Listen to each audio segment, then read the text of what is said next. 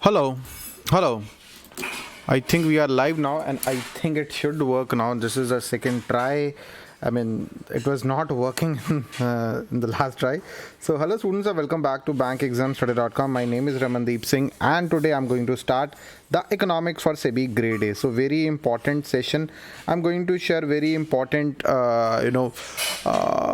very important lessons actually in this session, and with by the method of providing MCQs. I'm going to do MCQs, really important MCQs for economics, right? Yep, everything is working properly now. Yes. So let me just share the link on the Telegram channel. Let me just share on the Telegram channel and let everybody know that we are live now. Okay, so let everybody know that we are live now. Everything is working properly.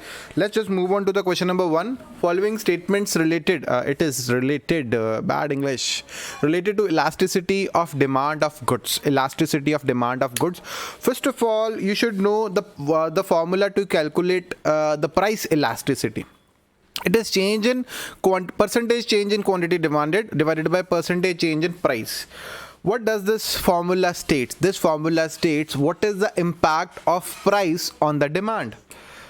I mean, see students, let's take an example. Let's take an example of milk, right? Let's say the price of milk is rupees 50 per kg today. Rupees 50 per liter today. Okay. Rupees 50 per liter today. Okay. Tomorrow it is rupees 52. And you buy just 1 liter every day. You just buy 1 liter every day. What are you going to do? Are you going to change your quantity demanded? So its demand is inelastic.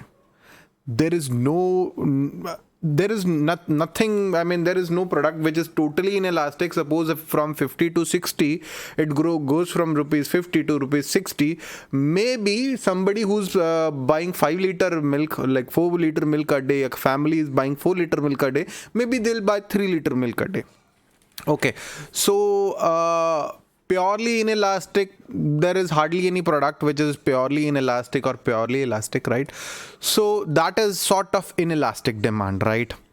But in case of let's say Coca-Cola, Coke is there, Pepsi is there, right?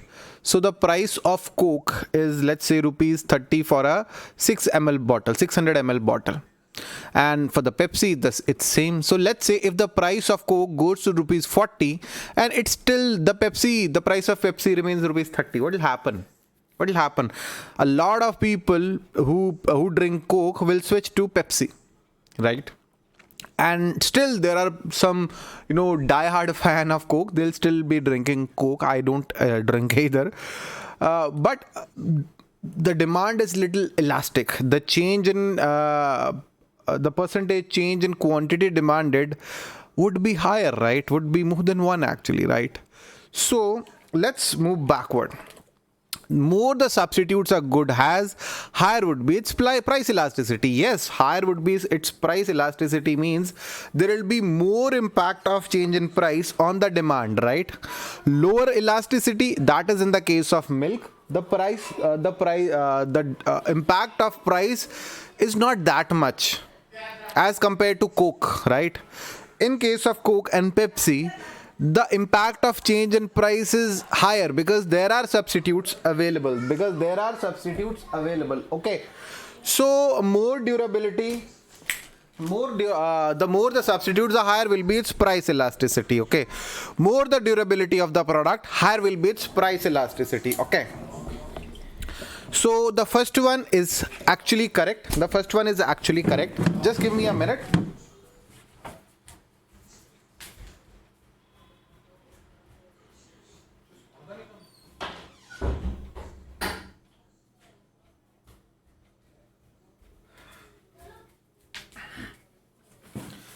So the second point, more the durability of the product, higher will be its price elasticity. So how does durability of a product impacts, right, its price elasticity? Let's take an example of sofa set. So let's say let's take an example of sofa, beds, or similar products whose durability is high. who has higher durability, right? What happened if the price of sofa set you were about to purchase, right?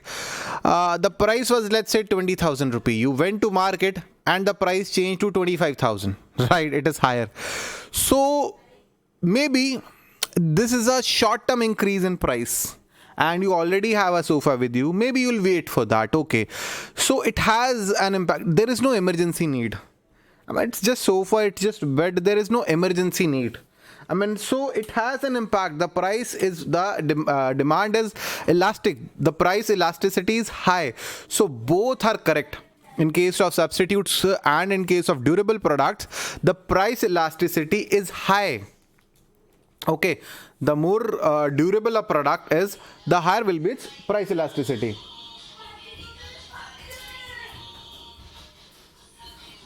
So let's move on to the question number 2. Which of the following, which of these is a true in case of perfect competition? So I hope you are able to understand this question, students. I hope. I mean, if there is any doubt, you can always ask your doubts in the super chat, right? Side voice is coming, refrigerator, because I'm at home. So Bhanu, I mean, I'm working from home. That's not a studio. So yeah, I'm working from home. So there will be some side noise. So don't worry. Okay. So ye ho gaya hai. So which of these is true in case of perfect competition? Which of these is true in case of perfect competition? What is perfect competition? What is a perfect competition? A perfect competition is a kind of market where there is no entry barrier. There is no entry barrier. No entry barrier. Right? Anybody can go there. Anybody can sell. The product is same. The product is same product. Everybody is selling the same product. And the price is same. The product is same. The price is same. The price be same and product is same. There is no entry barrier, no exit barrier. There is no exit barrier. No exit barrier. Anybody can come and sell. The product is same. The price is same. And there is no entry barrier. There is no exit barrier, right?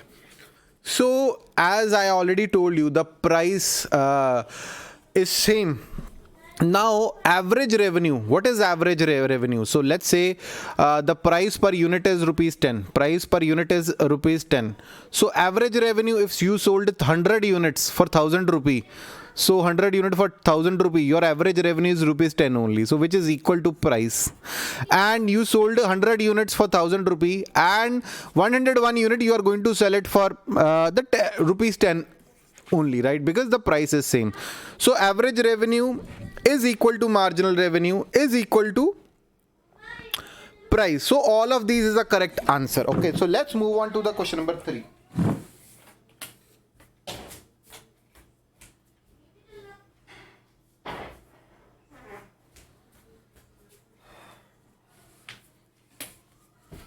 So state the correct relationship between average propensity to save and average propensity to consume. I am covering a lot of topics today, but anyway, average. If you are unable to understand anything, please let me know. Average propensity to save, average propensity to consume. Let's say you make 20,000 rupee. I hope you are making more than that. You make 20,000 rupee a month. What you are going to do with that money? Either you save or you spend money. You save it or spend it. You have two options. Just spend this or save it, right? There can be a possibility in case of a lot of people, right, that they are saving, they are spending more than 20,000 rupee a month. There are a lot of your friends who are making 20,000 rupee a month, but still they are spending even more than that, right? There is a possibility that they are spending more than that, right? So that's what average propensity to save and average propensity to consume is, right? So at the end of the day, average propensity to save, it can be, you can be saving 10%, you can be saving 20%, you can be saving 30% of your income, and you can be spending 90%, you can be spending 80% of your income. At the end of the day, it would be 1 only, right? So the correct answer is C, average propensity to consume and average propensity to save is equal to 1, because if you have 20,000 rupees your income, you are either going to spend it or you're going to save it. So that's what it is. Very easy, very simple. So charging different prices to different segment of consumer, very important concept. Let me just explain the price discrimination. As the name suggests, charging different prices from different customers, that is the price discrimination is. So there can be first degree price discrimination, second degree, third degree. Please try to understand. So what is first degree price discrimination? In first degree price discrimination, the seller wants to charge the maximum price, involve charging consumer the maximum price that they are willing to pay. So if that you might have noticed when you are trying to buy vegetables, right? If people like you and me are going, they are going to sell onions for 50 rupees. If your mother is going to buy the vegetable, they'll be selling them for rupees 30 per kg for the same onions. So that is first degree of price discrimination. For the same products, they are charging different, right? Charging the consumer maximum price that they are willing to pay. That is first degree. Now second degree, that involves charging prices depending upon the choices of consumers, or let's say the good example is loyalty card. The loyalty cards, I mean, involve charging different prices depending upon choice of consumer. For example, quantity, time period, collecting coupon, etc. So loyalty card is a good example. You can say. If if somebody's bulk discount, that is a good word, bulk discount, according to the quantity. Yeah, bulk discount can be there. If somebody is buying in a bulk, then maybe the seller is charging less to him. If somebody is buying from a long time, buying from 5 year, 10 year, or somebody is buying on every day, right? Maybe the seller is charging less, and if suppose I'm a new buyer, I'm going, and maybe he'll charge a different price from me. So that is second degree price discrimination. Now third degree price discrimination. What is third degree price discrimination? It involves charging different prices from different groups. So from students, any student goes, Apple is a good example. Go to any Apple store, there is a student discount, right? So that is what first degree, second degree, and third degree, right? I hope you are getting it now. What is first degree, second degree, and third degree of price discrimination? Very important point. So charging different price to different segment of consumer for same good, different price. So student discount, student is a segment. Somebody is buying different large quantity of product. He is not a segment, right? So that is what the correct answer is. Third degree of price discrimination, because students are a segment. There is a senior citizen discount in the railways. There is senior citizen discount, ladies discount, I think, in the buses, right? Bus fares. So that is what they are a segment, right? So that is third degree of price discrimination. So very important. That was the fourth question. Let's move on to the fifth question. If the income elasticity of a good is positive, then the good is a what? Inferior, bad, normal, or given. I have already explained income elasticity of a good. Let me just explain the concept. Let me explain the concept with the help of examples. So income elasticity of demand, I already explained the price elasticity, the impact of change in price on the quantity demanded. So what is the impact of change in income? So let's say you are making rupees 20,000 a month. You are making rupees 20,000 a month. That is your income. And let's say you buy 2 liters of milk every day. 2 liters of milk every day, right? That's what you drink. So let's say now you are making you're the same person who's making 2 lakh rupee a month. You got a better job or something. How much milk would you demand? Right? A good example, right? And let's say ghee. You were buying 2 kg of ghee. Now, how much would you demand? Maybe you will be demanding more ghee and less refined oil. You'll stop using refined oil, and yes, that there is a negative, impact on the quantity demanded of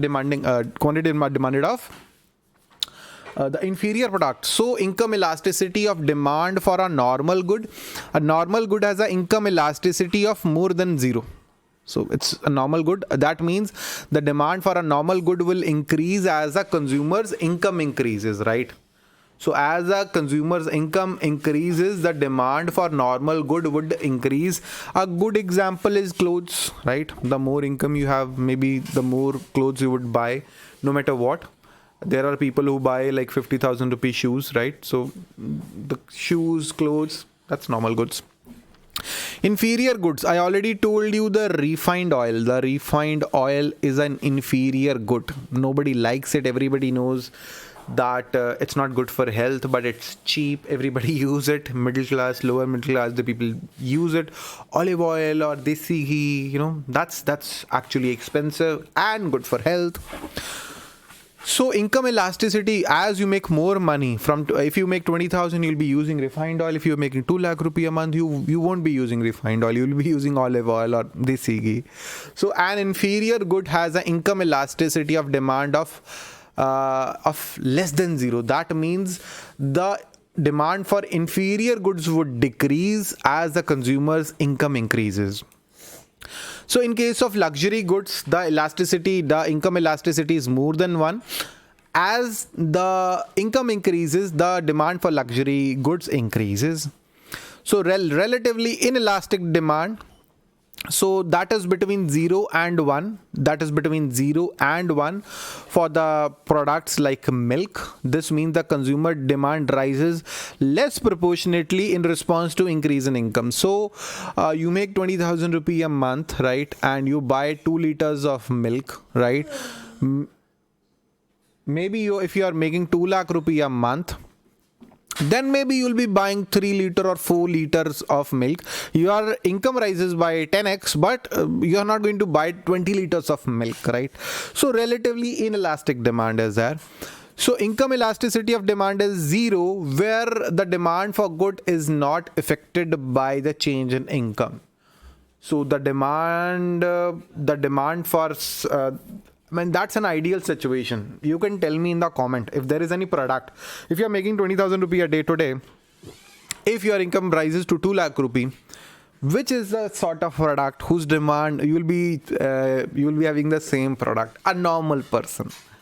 I mean, in my case, I would say I'm consuming the same amount of wheat, maybe. Wheat is a good example. No matter how much I make, wheat is a good example in any form.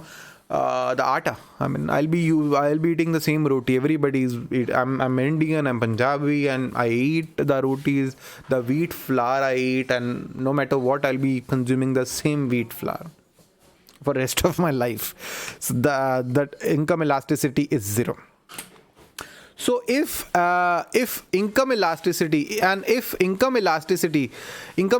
of a good is positive, then the good is what? Income elasticity of a good is positive. Income elasticity of a good is positive. See this one, income elasticity of a good is positive, is more than 0. It is what? It is a normal good. Positive, it is a normal good. Okay, luxury good example is not there. Okay, even in case of luxury goods, it is positive, right? So it is a normal good. It is a normal good as the income increases. As the income increases, the demand for normal good also increases, right? So also increases. Okay, it's a normal good. Very good example. I mean, please check this. Very, very important. The last is income elasticity of demand. Topic is very, very important. I explained that within like 2 minutes. Very important. A rise in reserve requirement ordered by central bank. Sort of unrelated, I would say. But yeah, see students, as the Reserve Bank of India orders the commercial banks to increase the reserve requirement, increase the SLR. If the SLR, I mean orders to increase the SLR, what will happen? What will happen? Increase the SLR, what will happen? So the money supply in the economy, see, the banks need to keep more money with them. The banks need to keep more money with them. What will happen? The money supply in the whole country, the money supply in the whole country, the money supply in the whole country would contract. The money supply in the whole country would contract. Okay. So a rise in the reserve requirement ordered by the central bank. Band kar de, please. Boom. A rise in the reserve requirement ordered by central bank would lead to contraction in the money supply. I hope that is quite clear. I mean, as the reserves increases, what will happen? The bank, as the reserves increases, what will happen? So bank would be giving less amount of loans. The bank would be given less amount of loans to the public, so there will be a contraction on the money supply. So there will be a contraction on the money supply. Okay. So perfectly horizontal supply curve. So perfectly horizontal supply curve has which elasticity? I mean, I need to give you the example. So here is price and here is quantity demanded. I should mention it, quantity demanded. So here is price, here is quantity demanded. See students, no matter what, if the price remains same, the market has the ability to absorb any supply, right? The market has ability to absorb any quantity because the market has the storage capabilities, right? So when the supply curve is horizontal, it shows that even a small negligible change in price can cause infinite change in the quantity supplied. So let's say if the if the price goes here, I mean the demand curve is here, so there is no place for that. Okay, so it can make a huge change in the quantity demanded. So that's infinity. The correct answer is what? It's infinity. Quantity demanded, it will have like a huge impact on the quantity demanded, right? So what I told you in the beginning, in the beginning session, I think I gave you the simple this one, the change in quantity demanded divided by percentage change in price. So we don't have this number, so it's infinity. The correct answer is infinity. So that's infinity, right? Where we were like, I think, yeah, we were here, infinity. Okay. So following statements related to consumption and saving function. The following statement related to consumption and saving functions.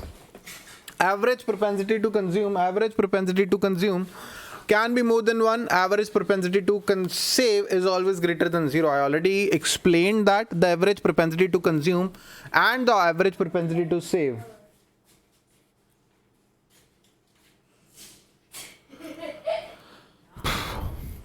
So if somebody is making, let's say, 20,000 rupee, let me check the live chat. I'm at home, so forgive me. So let me check if there is any problem. If there is any problem.